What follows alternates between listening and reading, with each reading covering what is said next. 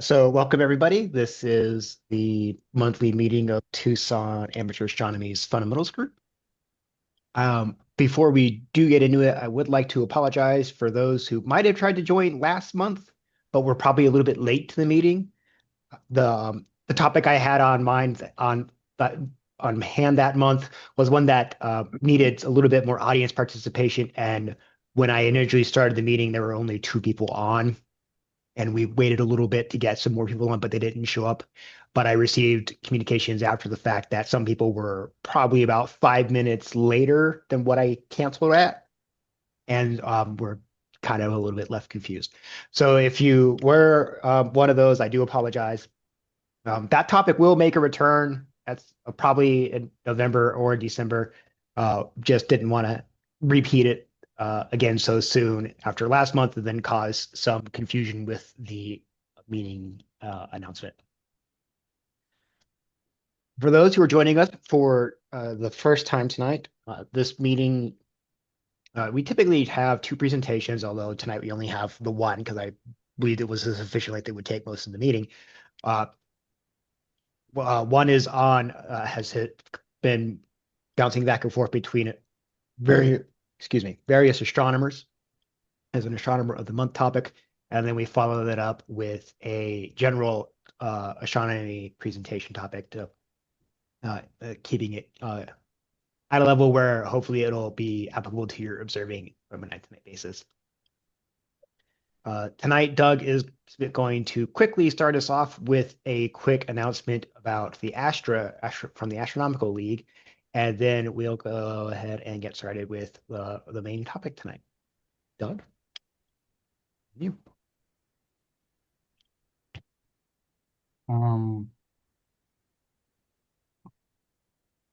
Okay.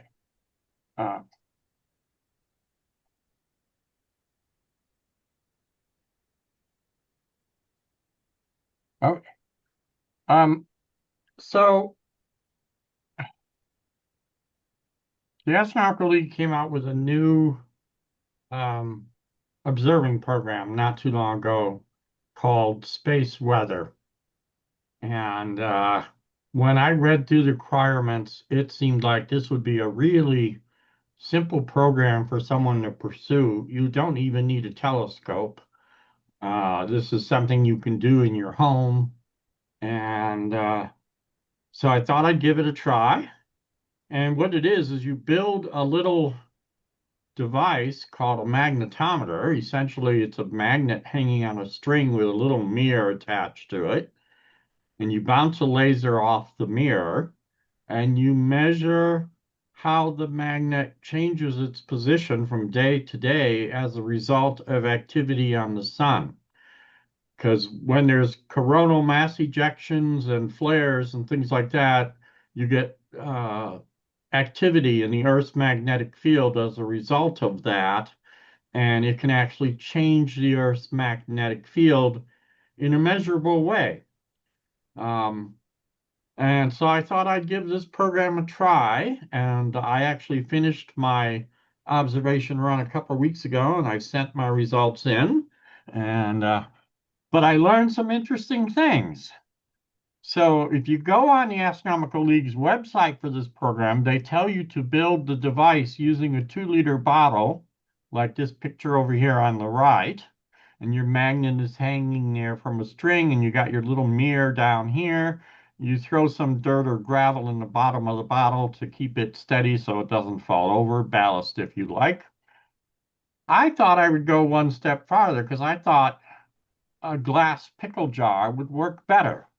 Because I thought glass would not diffuse the laser beam as much as plastic would, and you'd get better measurements that way. Well, I was totally wrong about that. See, how do I see if I can? Oh, I'm afraid to do this now. How do I close the presentation that I've You're got? on a PDF. You just need to scroll down. Okay, I actually want this. I want to get out. How do I close this? You hit the little minus button in the top right corner. Okay, I get it. I want to, oh, but now I've lost. All right, wait a minute. I've lost my Zoom.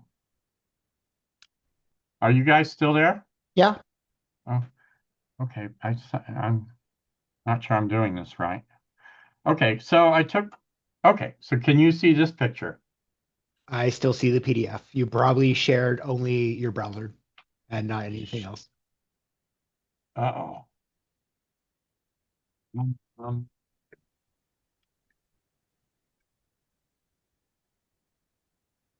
all right,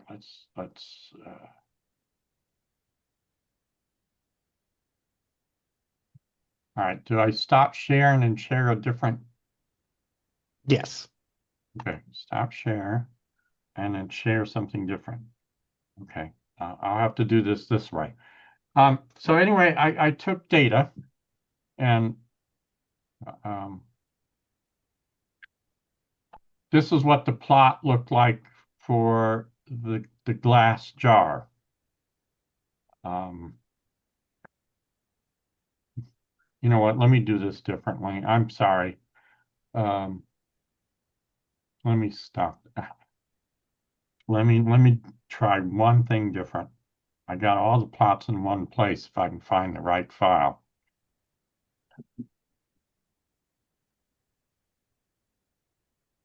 There it is.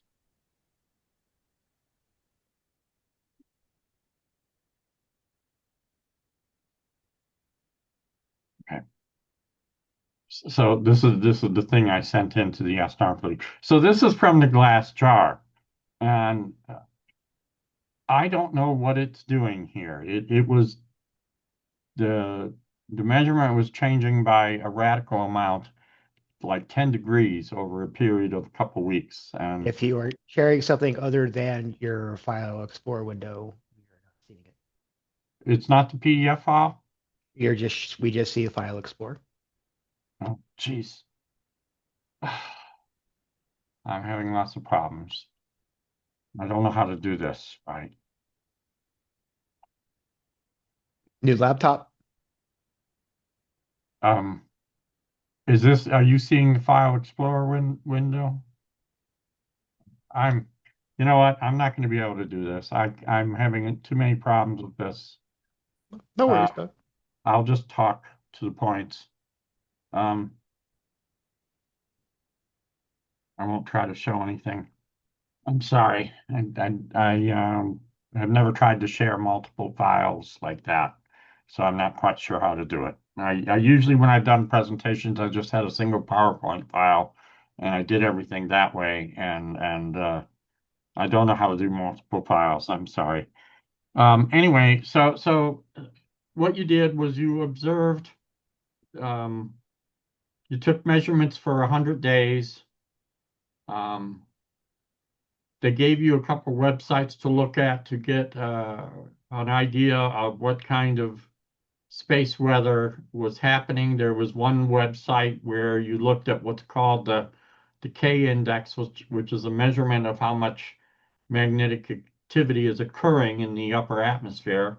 And then they wanted you to also include images of the sun in white light, basically, when you did your measurements so that you could see what kind of sunspot activity was occurring on the face of the sun.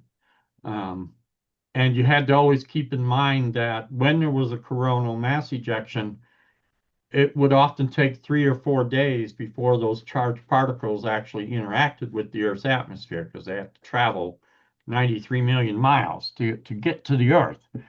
Um, and so there'd be an alert about a coronal mass ejection, and you'd have to sit there and wait for 3 or 4 days before you notice a change in the K index. And then you look at your device and you do a measurement and see if you caught it with your device. As it turns out, I was surprised. A couple of things. The 2-liter bottle device was very sensitive. Um, I was easily able to measure deviations as small as a quarter of a degree, and in some cases even smaller than that. And I picked up 3 or 4 coronal mass ejection events the device picked them up, I would see a spike in the magnet would swing a little bit, and you would see it as a spike in the data. And so I was kind of surprised that the device worked that well because it's just a simple device. It's a 2 liter bottle with a magnet hanging down from a string. Um, Very simple to construct and worked pretty well. Um, I was very surprised by the glass jar device because it didn't work at all. And then I did some research and found out that there's a reason for that. And I don't know if the guy who created this program even knew it, but he does now because I sent him an email with all the information. Glass um, is mostly made of silicon, as you know, but common everyday variety glass, like what you'd find in a pickle jar, has a great deal of impurities in it. And the impurities are metals, cobalt, aluminum, and some other metals. They're added on purpose to make the glass stronger. Um, and actually, I took a trip to Venice a few years back and went to a glass blower's shop there, and you could see them add the different powders, the aluminum powder and the cobalt powder. In this case, they were adding the powders to make colored glass. Cobalt would make the glass blue, aluminum would make the glass green, and so on. All these different, that's how you make the different colored glasses. But common everyday glass, like in a pickle jar, has some impurities in it, metals. Not enough metals to make the glass magnetic in the sense that a magnet will not stick to glass. But I read an article that said there is enough impurities in the glass to deform the local magnetic field around the glass. Um, and it's like, that's why my readings with the glass jar didn't work. I didn't get anything usable from that device because I'm not reading the true magnetic field there. Um, And in fact, the article went on to say that researchers and scientists who do delicate magnetic measurements of the Earth's magnetic field or some other magnetic field that they're trying to look at use special glass that has no metals in it. And it's very expensive. And it's like, okay, I learned that lesson. Um, but in general, I found it a really fun program, and I got a couple people already doing it. I did a workshop a few weeks ago, and we built some 2 liter bottle devices, and they took them home, and they're working on it. And I think it's a fun program. And like I said, you don't need an expensive telescope to do it. Um, the hardest part is getting the magnets. You can't use the magnets that you buy at hardware stores. They have bar magnets at hardware stores, but the problem with those magnets is um, there is no north-south polarity in the sense of what you need. You need a magnet that's north at one end and south at the other. The magnets you buy in the hardware stores are meant for, holding papers on refrigerators and so forth. And actually, the magnetic field lines run through the magnet from side to side, not from end to end. So those magnets are totally useless for this. You have to order these magnets, the north-south magnets that you use for this. I had to go out to a scientific supply place that supplies different things for schools, for school experiments and stuff. Um, Kind of like if you all remember, Edmund Scientific used to supply all that kind of stuff. I had to find a place like that to get these magnets. Um, and they're not that cheap. They're $5 a piece. Um, but that was fun. So it's a fun program. Thanks for sharing, Doug. Yeah, And now on to the main thing for tonight, which I guess many of you are actually here for. Let me know if you can see my screen, and I got should. it. Um,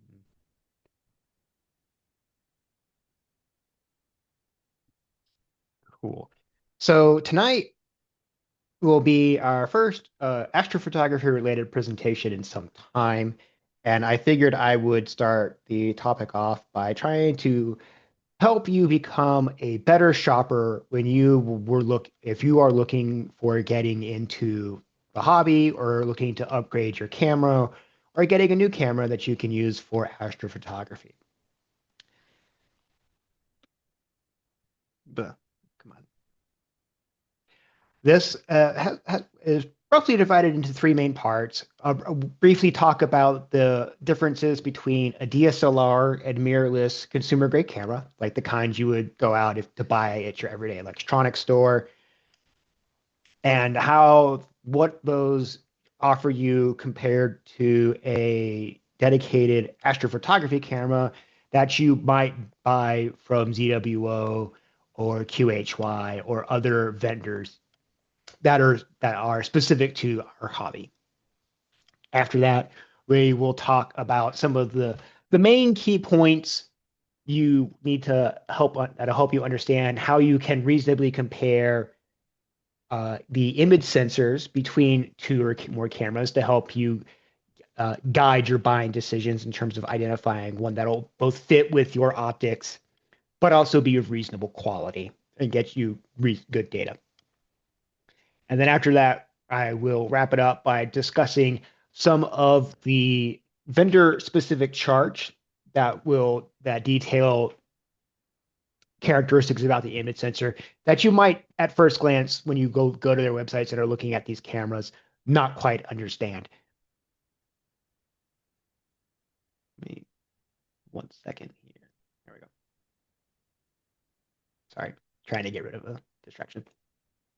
So we first start off with DSLR cameras.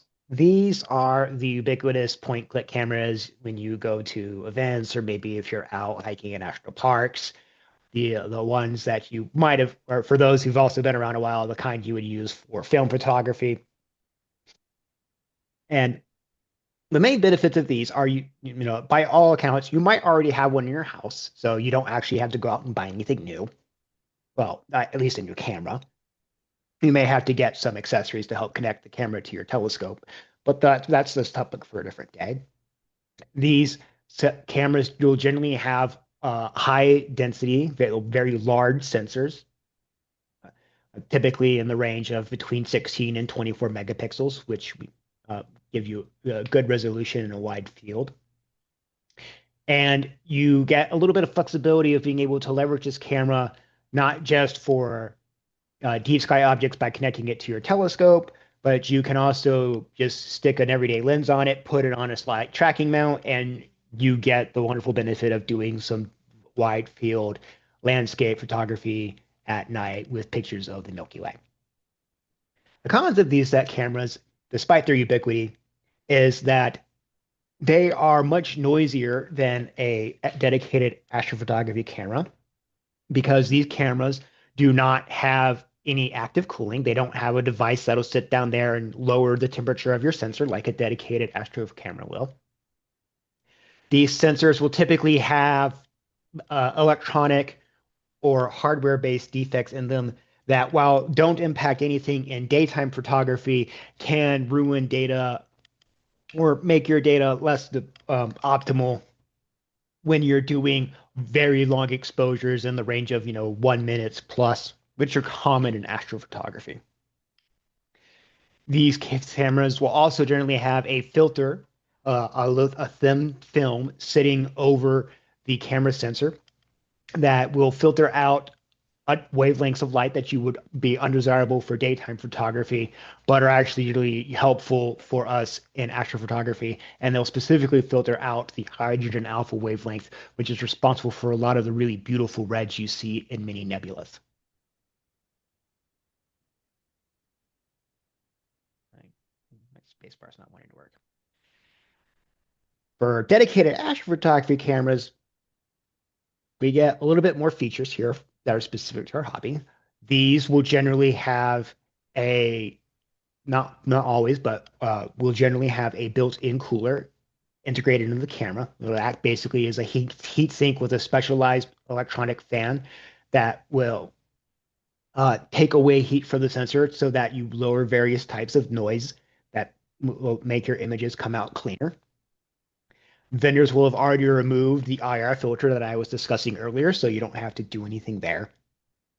And these sensors will have specialized software, and then that gives you some interesting features that will allow you to control um, uh, certain other factors, such as how your camera interprets pixel configurations, which we won't get into what binning is here and some of the characteristics of that.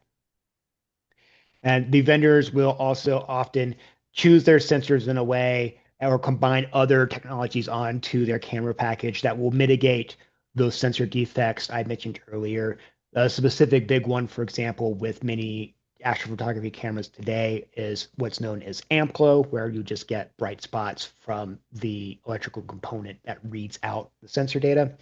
And these cameras can also be provided in monochrome, which will allow you to do narrowband imaging. You cannot do narrowband imaging with a DSLR camera. The downsides of astrophotography cameras is that, there are dedicated cameras for this purpose. They while they can be used during the daytime, you will need a computer connection at all times to power the camera where you won't with a DSLR.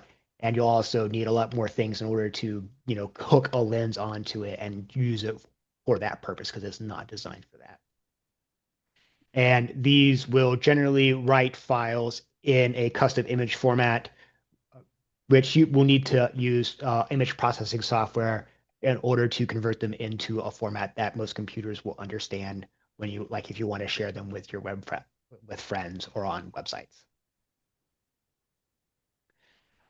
Regardless of which way you go, they're both adequate choices. If you have a DSLR camera on hand, go for it. You don't at least use it to figure out uh, what things you need, where you want to go with your hobby. Don't necessarily feel the need to jump to a dedicated astrophotography camera. Um, but no matter which one you go to, you will need a laptop to help control specific settings on the camera. Most DSLRs cap their exposure times at 30 seconds at least on their built-in control schemes. And so the computer provides you a way to extend that for much longer times, upwards, however long you want. I've pushed up to 180 seconds on my DSLR, but you can certainly go longer. The what There is one caveat with DSLRs is that you don't ever want to save your data on the from your DSLR. You want to make sure that it's not writing your pictures in the JPEG file format because that will actually it's not what you want. It loses data. It's a compressed format, and it also has less precision in it in recording colors and bright spots. So you would generally want to have your DSLR write in your what's known as the camera's raw format, which depends on your supported which your camera's manufacturer. So Sony, Nikon, and Canon all have their own individual raw formats. Questions on DSLRs versus dedicated cameras before I jump ahead to the sensor topic? You can feel free to either type it in chat or shout it out. I'll give a brief second. There's kind of a lot of info dump here.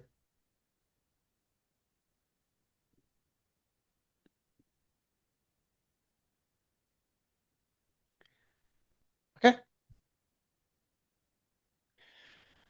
So with sensors, there are two, if you go out and you're researching and trying to educate yourself more about the sensors themselves, you'll typically see terms like CMOS and CCD thrown around when discussing the actual sensor types. These are essentially just two different technologies and manufacturing methods for producing an image sensor. CCD specifically stands for charge coupled device. This is an older sensor technology and it has generally been responsible for found in many professional observatories. They have historically had much lower types of noise when reading data from the sensor as compared to more modern CMOS cameras, although that has changed in the last 5 years, and they both are now quite comparable to each other.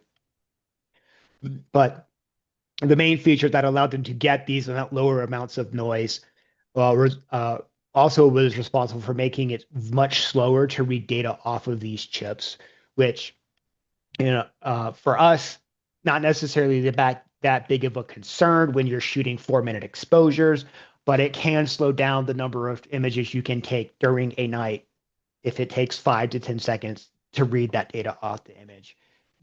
Or if you're doing certain types of photography, like with or your tracking is not precise, it can mess up things there. But generally, not that terribly big of a concern.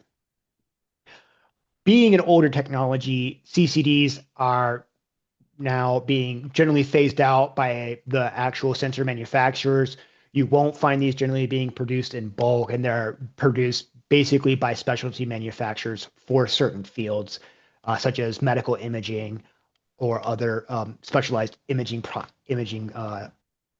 applications in engineering and science. So these can be, specifically harder to find, although they can still be found with a little bit of work. Um, the complementary technology for this is CMOS. This is the camera sensor type that's found in every consumer grade camera today, from your DSLRs to your iPhone or your Android. Same sensor technology. And the benefits of these sensors, at least from our point of view, the main one is cost, because almost all major sensor manufacturers produce this type of sensor. There's lots of these going around, and so they can be bought and converted over to astrophotography at relatively cheap prices. These benefit over CMOS by having the ability to read multiple charts of the chip at once. So we can, instead of reading a piece of the image one at a time, we can read multiple pieces, which allows us to get data off the chip faster. Well, there was supposed to be another slide there. It might have gotten moved. I'll speak to that a little bit. I'll just talk about it now in case it shows up later. But as I mentioned, these have historically been a little bit noisier in terms of how they read the data off. This has changed, and now these are quite comparable. And when you go out and buy a camera from like ZWO or QHY, these will be in fact CMOS chips. So really knowing the distinction between these two from purposes of purchasing a new camera today comes around to just knowing it in case you come across it when you're if you stumble across a blog post from 10 years ago that's trashing CMOS sensors saying they're terrible. That's not the case. Things change over time. So just know that these technologies exist, and you'll likely find CMOS, and they'll actually be very good sensors depending on your manufacturer. From there, we typically will have our sensors capture data in either an RGB format, which is red, green, and blue, or in monochrome, where they'll completely capture their data in grayscale. All camera sensors that you buy by design are originally monochrome. Manufacturers will go in and add what's known as a Bayer matrix. I'll have a picture of that in the next slide, that sits on top of the sensor, that is used in order to impart color to your image by basically saying this pixel is a red pixel, this pixel is a blue pixel, and then there's some fancy software underneath that allows it to combine all of those to produce the red, green, and blue color channels that go in to make a color image. This specific pattern, called the Bayer matrix, depends on the manufacturer. There's different configurations for this, such as a red pixel, a green pixel, and then a blue pixel. There's also, or RGGB, which means that you have just a square, and in that square, there's 4 pixels. One pixel is red, the next one's green, the next one's green, and then the last one's blue. But there can be others such as G, R, GB, and so on. But the most common is RGGB. This is the benefit of just knowing this is it's a minor detail that you'll need to know when you actually go and do image processing, because if you select the wrong Bayer matrix pattern, an imaging processor like PixInsight, your image will just look really funky colors, and like you'll suddenly say, "Hey, I expected this nebula to this of hydrogen to be red. Why is it blue?" It's generally you might have very well picked the wrong Bayer matrix pattern. So just knowing what it's there is helpful. When you buy a monochrome camera, because everyone except astrophotographers want to shoot in color, every sensor that Canon manufacturers buy already has this Bayer matrix on it. And so the camera vendor actually has to come in and remove that Bayer matrix to make a monochrome sensor for you to use. This is why you will generally see monochromes cost more money just because the camera manufacturers are charging you a premium to remove that Bayer matrix. And it's also not something I would recommend you try to do on your own, unless you have lots of money to throw away when you screw up messing and break your image sensor. This is an example of what's a GRBG Bayer matrix that's overlaid on top of the sensor. You can just see that there's these little these planes of green, red, and blue, and underneath this gray square is the actual camera sensor. And so light comes in, it hits this pixel, everything is filtered out except green and passes through, and so the camera will then associate, hey, this pixel is green when it goes in and makes and computes the image. Now, you might be thinking, if I have this Bayer matrix and it has 4 pixels in order to 3 colors, does this mean that if I remove the Bayer matrix, that I suddenly have 4 times the amount of pixels to my monochrome camera? The answer is no. So if you buy a 24 megapixel camera that's in color and you remove the Bayer matrix, it's still going to be a 24 megapixel monochrome color. What's going on underneath the hood is that software is looking at, knows what the Bayer matrix is, and it is essentially really intelligently guessing, if you're on a blue pixel, what should the values for red and green at the blue pixel be based on the green and red colors next to it. And, and so this process, uh, where we estimate what exactly the remainder colors for pixels are based on the surrounding pixels, is termed demosaicing or debayering in terms of image processing conversations. There's lots of ways that this process can be done, um, and they can change the quality of results subtly, although not necessarily significant for this conversation. For monochrome cameras, once you remove the Bayer matrix, they just disable this routine and you can just access everything.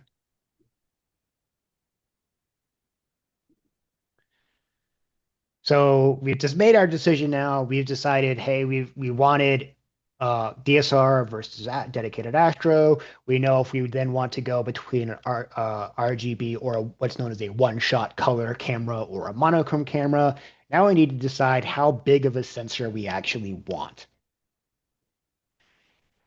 For those who are predominantly visual observers, we know that if you change the eyepiece, if you have 2 eyepieces of the same magnification, such as like a 25 millimeter Plössl and a 60 millimeter and a 25 millimeter Nagler, excuse me, that those 2 eyepieces, even though they have the same level of magnification in your telescope, may not necessarily have the same field of view.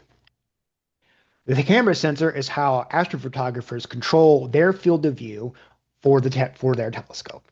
So a larger sensor for the same telescope will have a wider field of view than a sensor that is physically smaller. So if you have, jumping at myself.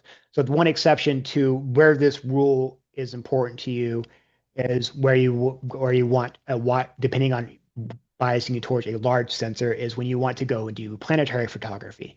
This demands very small sensor sizes because planets are themselves very small, and so you want to have as much resolution packed into that area to capture details on your planet. A large sensor will essentially just mean that your planet is very, very small, often the size of a BB when you look at the whole image in a viewer later on. So this is an example of how your camera's physical size changes your field of view. This is taken from William Optics and their marketing materials for the Pleiades 181 astrograph. And it shows three different image sizes. The largest here is the medium format sensor. This is basically just a shorthand named for sensors that have a fixed dimension of that's larger than 35 millimeters. I think I have a chart in the next page that lists the actual sensor size. Underneath that, in terms of size, you have what's known as a full frame sensor. It's a little bit smaller than your than the medium format sensor. This is what's typically been regarded as the standard. If you're for those who have been around and done film photography, the full frame is the full equivalent of doing a 35 millimeter film shot. And it has the same physical area as a single piece of 35 millimeter film. Underneath that is the APS-C, which is, if you have a DSLR, this is most likely the size of the sensor in that DSLR. It is an APS-C. And it is the smallest of the three rendered here. And you can see underneath how, depending on your sensor, they change how much of the Orion Nebula surrounding region that you're able to see at once. Now, you may be thinking, great, I'll just get the largest camera sensor that I can reasonably afford and slap it on my telescope. Great. But we can't necessarily do that with all telescopes. Much like for those of you who are familiar with eye relief, when you are shopping for an eyepiece, we have the same similar concept of that limits us here when choosing a camera sensor. Excuse me for a moment. Which is known as the image circle. This is essentially the cone of light that projects out of your scope that will be in focus for your sensor. And your manufacturers will typically guarantee that this image circle is the brightest region, and it's also free of aberrations such as coma or coma correction or other aberrations. Excuse me. Now, when you're choosing a sensor, ideally, your sensor should be roughly this size or smaller so that you avoid your sensor capturing not necessarily junk data. It depends on your sensor, but data that you'll then have to potentially try to correct in post-processing, or maybe the aberrations are too much, and so you're going to end up just cropping data out. So, choosing one larger, you certainly can. It's not going to hurt you. In terms of too much, it just means that there's sometimes you'll just have to crop data out, which, depending on your point of view, is either not ideal or not that big a deal at all.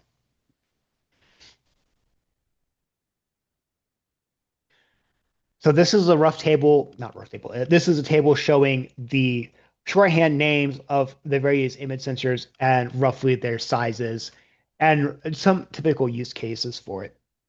We've already briefly talked about the medium format, the full frame, and the APS-C.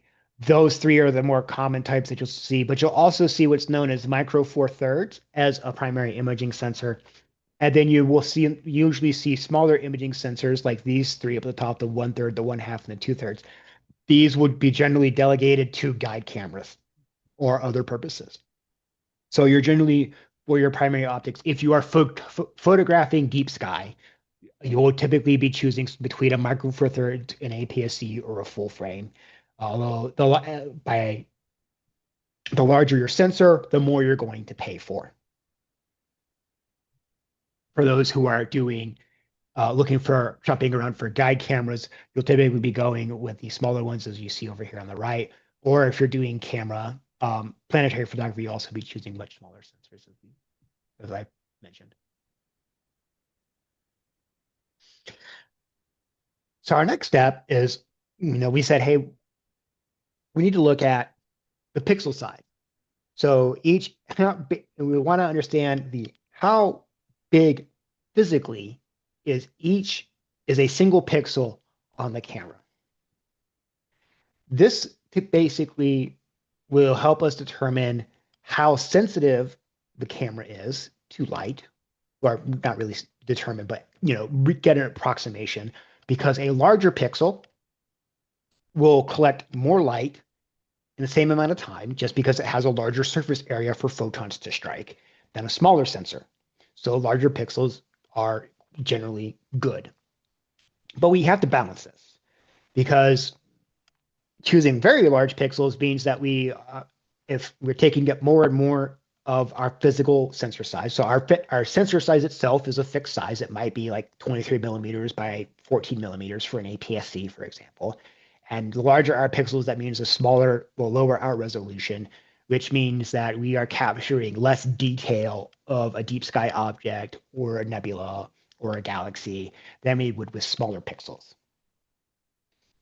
So we're trying to balance here the getting good light sensitivity, but also capturing good enough details in our images that we may make nice pictures.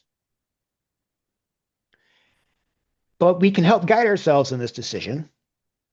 Most of us will generally be shooting in fixed locations, like, for example, a dark sky site like CAC or Tempo, or maybe your own backyard. And you generally will know by this point, or maybe you don't, depending on how new you are to the hobby, the concept of how good the seeing is in your backyard. And the seeing is basically what is the amount of sky that you can resolve in a unit of area. And this depends on your location. For example, within Tucson, you can generally expect a 2 to 3.5 seconds of arc second of seeing. And if you are at a dark sky site like CAC or Tempa, this can go anywhere from 1 to 2.5, depending on factors like weather, or turbulence and those sorts of things. And once you know how many arc seconds of seeing you have, you can then estimate how big your pixel should be to capture that detail. And I'll have a math example of here on the next slide of this. So we first say, hey, you just need to know, or estimate, say, hey, if my seeing generally is 2.5 arc seconds of seeing on a decent night, and my telescope is 400 millimeters, what's my limiting factor on pixel size? So here's an example with two different telescopes. This is based on rough data from CAC. So CAC generally has seeing in the neighborhood of around 2.1 to 2.4 arc seconds. In this example, I'm going with 2.2. And I have a wide field refractor as our first telescope with a focal length of 428 millimeters. And if I do all this math out, it tells me that my ideal pixel size should be around 1.28 micrometers. Sorry, 1.82, or almost 2 microns. And if I am perhaps shooting on a more common 2000 millimeter Schmidt Cassegrain, which is basically an 8-inch Schmidt Cassegrain, that this under the same skies, my pixel size should be 8 microns, which I think I might have an error in that somewhere. I might be mistaken. But what this means is that if I have pixel, just because of the seeing conditions in my area, if you have pixels that are smaller than that limit you just calculated, it means you're doing something called oversampling. And this gives you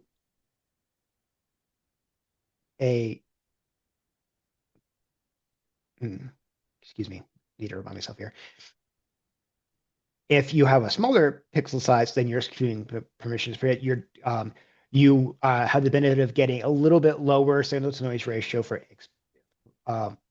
each pixel, which means that your image quality is degraded. You want higher signal to noise, which means you get more signal and less noise. So your smaller pixels will be a little bit more noisy, which we've talked about. You will generally require a little bit longer exposures, and you will have less tolerance to guiding errors due to atmospherics because your pixel will be bouncing around more. Yeah, between the individual pixels. You're sorry, like a guide star would be bouncing around between the individual pictures. The benefits are that your stars will generally be sharper because your stars may very well take up more than one pixel of space. And there are some post-processing techniques that will actually work better on oversampled data. Now, if you are looking for something like a guide camera or astrophotography camera, you definitely want to have smaller pixels because this gives you better accuracy for your guide camera or more details on your planetary because you're not doing long exposures in the first place for planetary. For larger pixels, as we go the opposite way. We get better signal to noise ratio, which means that our images come out cleaner for the same exposure time. But we can also take shorter exposures compared to the same sensor. And because your pixels are physically larger, your stars will not bounce around between pixels so that your camera can then focus more on that guide star better. The trade-off here with larger pixels is that you are losing resolution. You aren't capturing as much of the deep sky object as you potentially could. And you also have stars that could potentially just fill a single pixel. And that can cause a little bit of some issues in some types of post-processing. But overall, these distinctions can be subtle in practice. And as a beginner, you would be fine with either ways. The important thing is for the pixel size really comes down for those looking to more advance their skills and what sort of things they might be considering here. That was a big info dump. And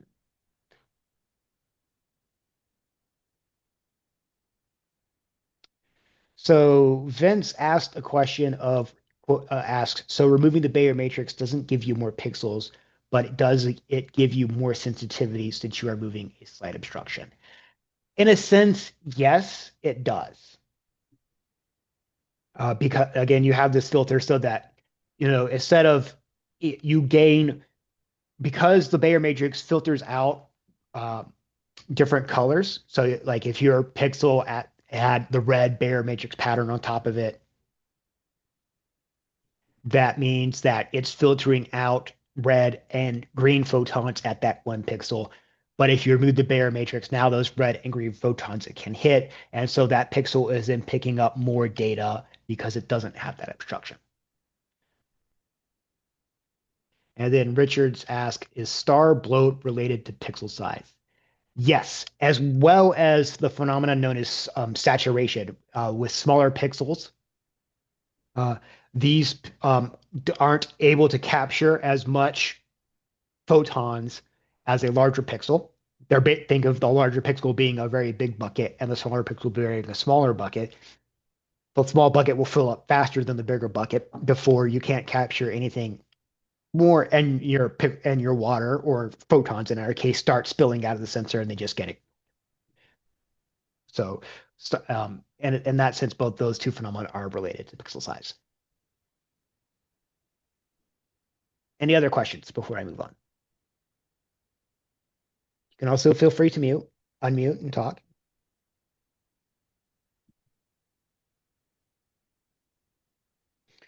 Okay. So lastly, if you're shopping for a dedicated astrophotography camera, you will generally see a series of charts that the vendors provide that document certain characteristics of the sensor itself. And I need to, next slide. These help you make reasonable comparisons between two different cameras. So if you're looking at two cameras and they're both, say, 24 megapixel cameras, but they each have a different sensor type in them. These are charts would then allow you to determine which of those two sensors is better or more in line with your intended usage. You will not find these reasonably accessible on DSLR camera manufacturers. These will generally probably have you go doing a lot of sleuthing to figure out what the actual sensor name in the camera is, and then chasing that back down to manufacturer documentation. So you won't see this on DSLR documentation. For the purposes of the discussion, the charts that I'm about to show are from ZWO and specifically their ASI Duo camera. The first chart here is what's known as the full well capacity chart. This tells us at a given unit of gain, gain is basically how much amplification we are applying to our sensor, and it's showing how much, how many electrons or photons in this case that pixel can capture at a given level of gain. And you can clearly see the trend in this chart is that if you have more gain, you are able to capture less photons on that sensor in the same unit of time before that sensor becomes saturated and can't capture data anymore.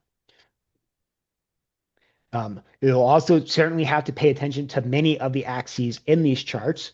As you do notice here on the left axis, it does go from 1,000 to 10,000 up to 100,000, incrementing itself relatively quickly.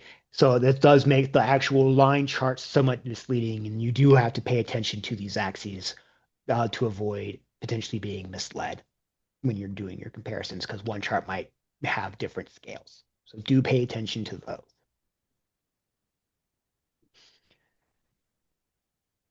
The way you interpret this chart generally is that the higher the value at a given gain, the better that chart is. And the left axis is given in the number of specifically photoelectrons.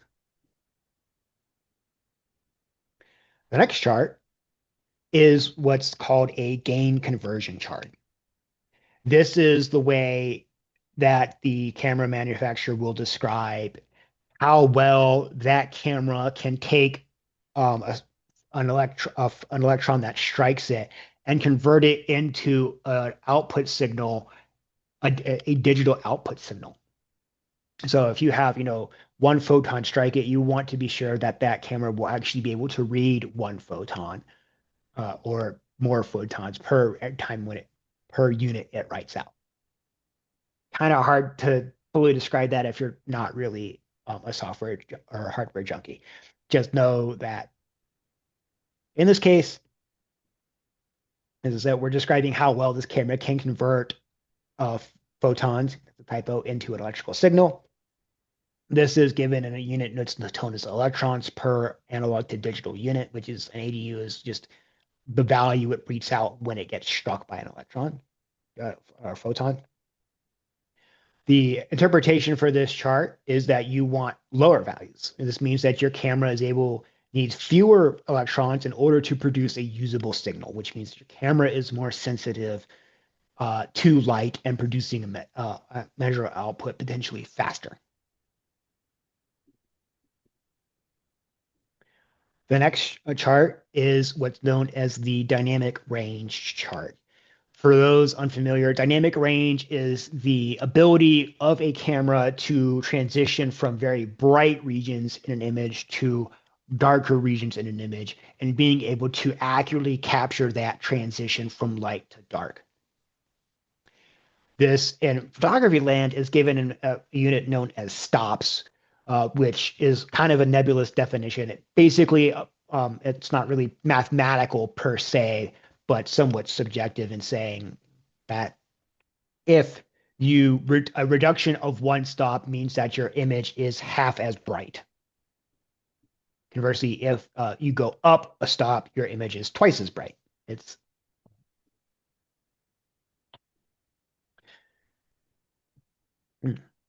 so this is just recapping everything I just said because I'm skipping ahead of myself.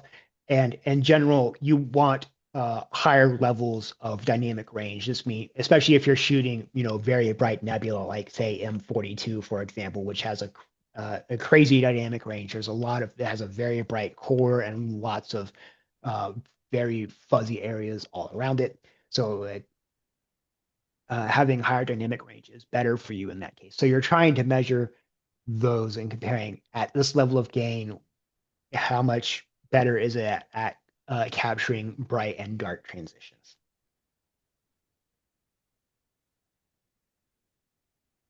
And then I, I think I have two more charts after this, and I see I have a question.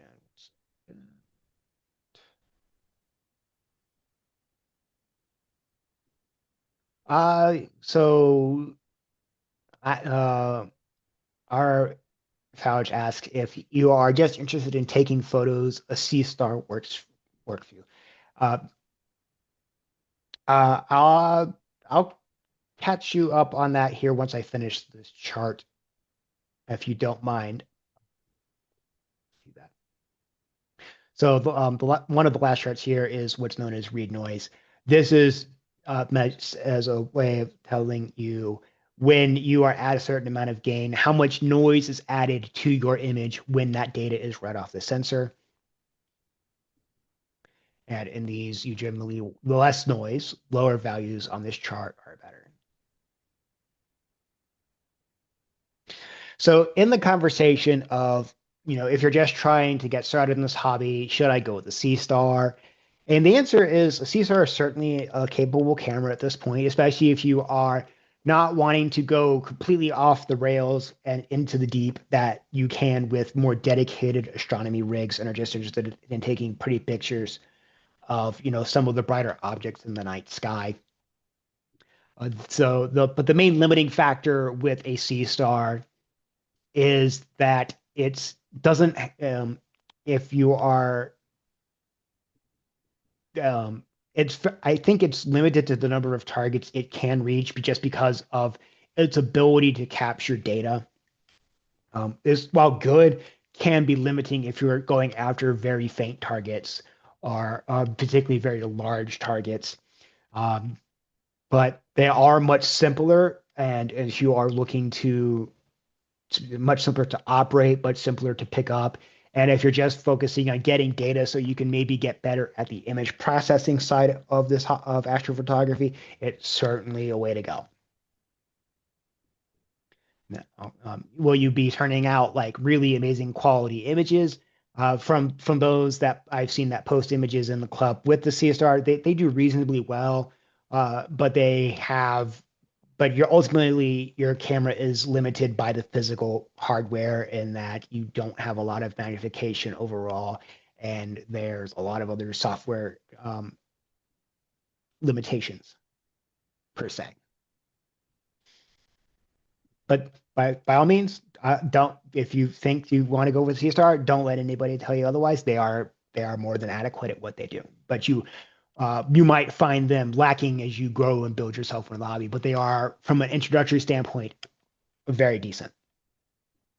Does that answer your question?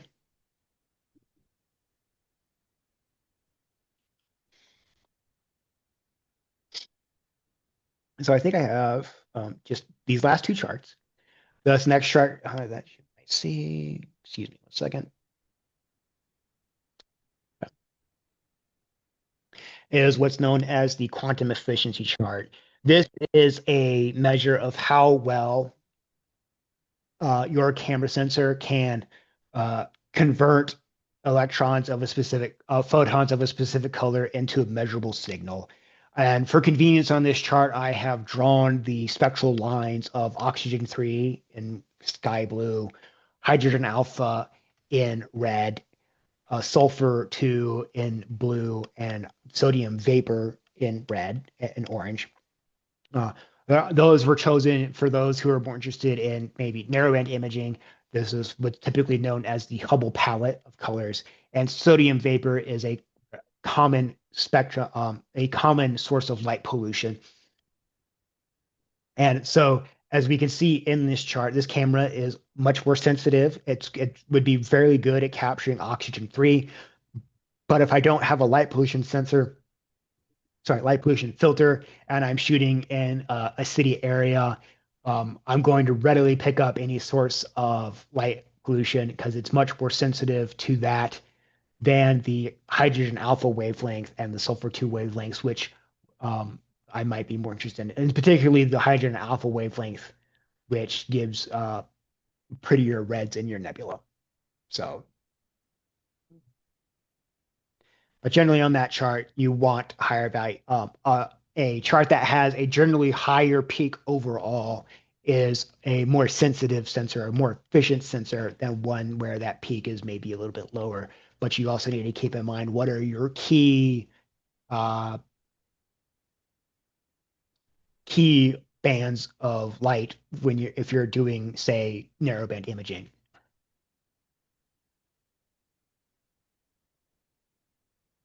So you don't want to say you need to look at the whole peak versus just the highest point in the graph for these charts. The last one, and this is actually conclude the presentation, is what's known as the color responsiveness chart, which shows how some more questions. I don't. Second.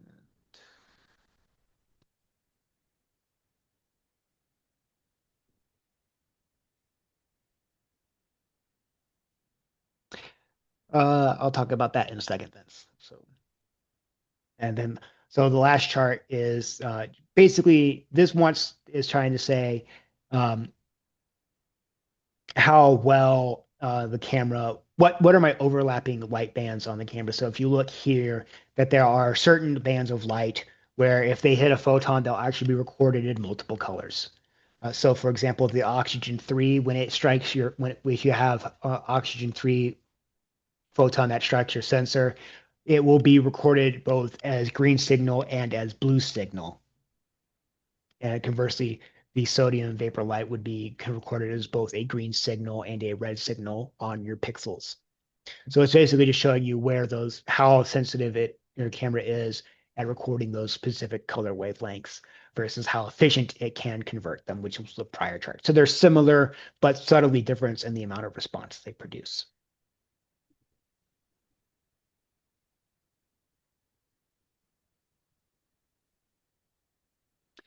And that's it. And that's everything I had to discuss. And so Vince asked that cities are moving away from sodium-based lights and are moving towards LEDs. This is true. This is actually a somewhat of a complaint among the astronomers in the club, even within Tucson, that Tucson is making this transition. The benefit of LEDs is they have very long lifetimes and they're also very cheap.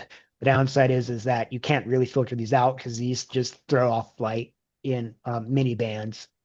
Um, which does generally make deep sky astrophotography harder for those in cities if your city is making in those. As for where Tucson stands in this transition, I have not followed that, but I do know that the progress is continual. I don't know if somebody else on the meeting has a little bit more up-to-date information on where if on what the progress of that is within the city for that.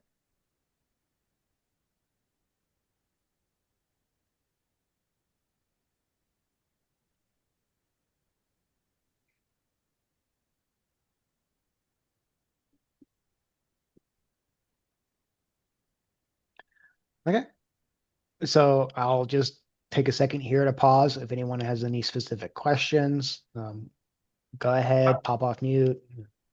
I have a, I have a question that might not make sense. Astrophotography is fairly modern, but were astronomers taking pictures before CCDs? Did they use film and have some of the same Yes, processing yes. So techniques? we actually have done presentations in the past talking about this particular topic, and No. some of the very first, I think, astronomical images were taken in the 1890s using film cameras. Was any of the processing somewhat similar to nowadays, which is pretty I, sophisticated?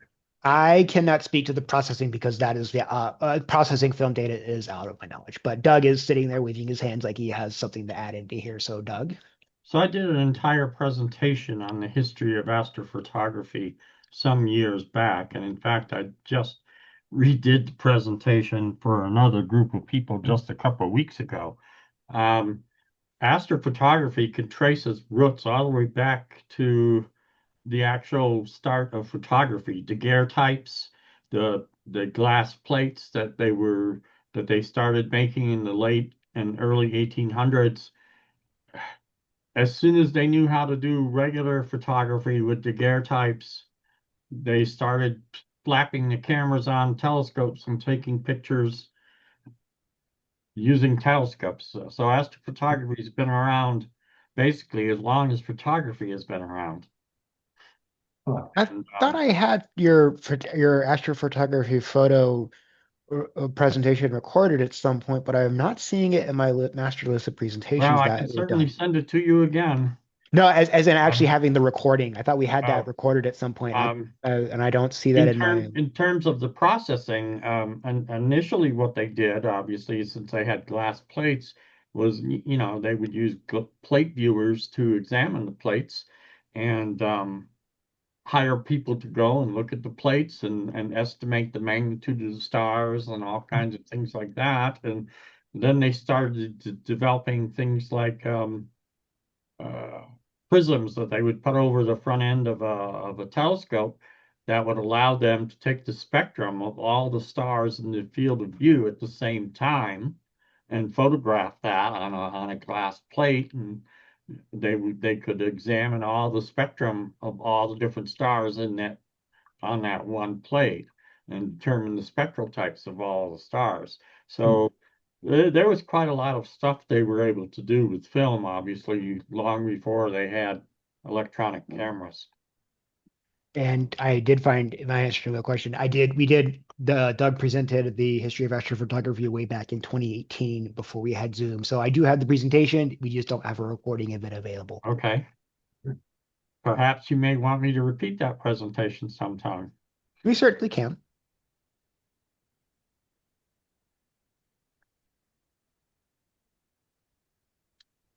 Any other questions or Yeah, comments? Connor, on those gain charts you showed, I'm a little confused as to what that x-axis is. I thought gain was something to do with reading the values out of each of the cells of the sensor. So It's how more do we sim control gain? it's simpler What to is it? think of it's simpler to think of gain as just a measure of how oversensitive or how much you're amplifying the signal that gets read. And so think of it as a multiplication factor for your sensor. It's not truly accurate, but for the basic concept grasp, that's essentially what it's saying. Is like I'm multiplying the amount of signal I get from my light by this amount. Yeah, I would have figured the sensor, just has an A to D and you would read a digital value. Is there like some sort of control? Do you like Yeah. So uh, in put, astrophotography, for those who have done a DSLR, you know that there's a specific setting called ISO that you can change, which allows you to make your camera more sensitive. Gain is essentially the same thing. okay. They're both basically the same thing. They're doing the same thing underneath the hoods. It's just ISO is more dating back to the days of physical film, and so it's related there for familiarity to those people, and some other just historical artifacts of old school film photography. Gain is more of a digital concept and more specific to these specialty cameras. And it's just another setting that you can control in your astrophotography camera. Days you go generally going from 0 upwards of like 400 or more. The maximum and minimum gain depends on your camera sensor, but it's something you can change depending on your use. For example, the Duo, which I use, has a recommended gain of 100, but I shoot at 150 just because I can. Yes, Doug. So I have a digital SLR, and what the manufacturer told me, and actually the guy in the shop told me also, the ISO setting on a digital SLR is supposed to replicate what the film would do pretty precisely. That is, if you set the ISO of your DSLR, let's say at 1000, and you take a 1/100 second exposure of something with it, landscape tree or whatever, that picture should come out looking almost the same as if you used an ISO film of 1000 and did the same exposure length with a similar single lens reflex camera back in the film days, the pictures should be almost identical in that sense. But from an actual physical mechanical standpoint of what the two settings are doing essentially the same thing. They're just producing a slightly different, or they're just interpreted slightly differently in terms of the actual output. Yeah, well, one is electronic and one is different. They're both electronic. It's just they're being equated back to an old school physical process before electronics. So again, it's semantics we're arguing Yeah. here.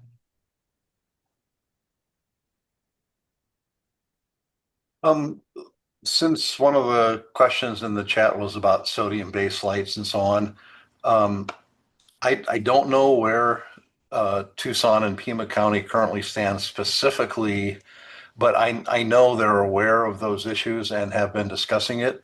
The last outdoor lighting code, I think, was 2012, and they are in the middle right now of updating it, and they're having committee meetings roughly once a month, first Wednesday of the month, and you can come in via Zoom or attend in person downtown if you want.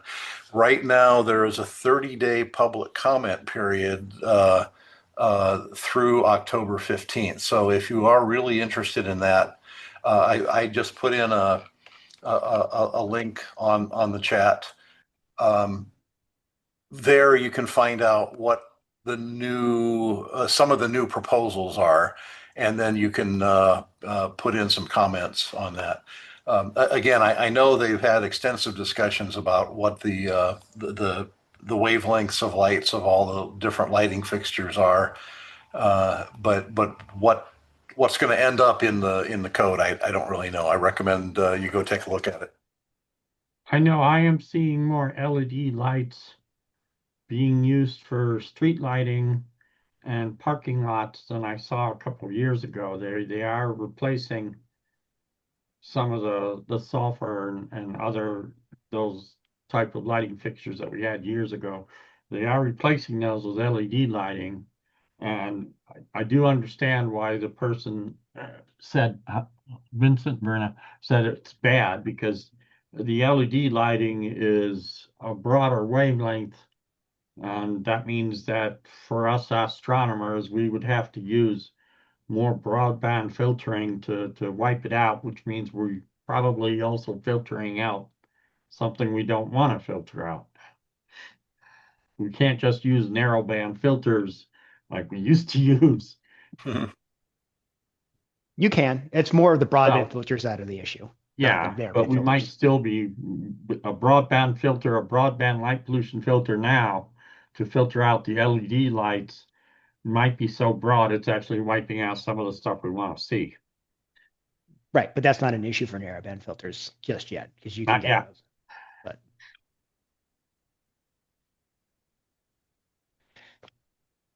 But and so with that, I think I'll go ahead and call it a night. Thank you everybody for coming. I hope you guys learned some cool things, or at least when you know more now to make good decisions when you go out and buy your next astrophotography camera.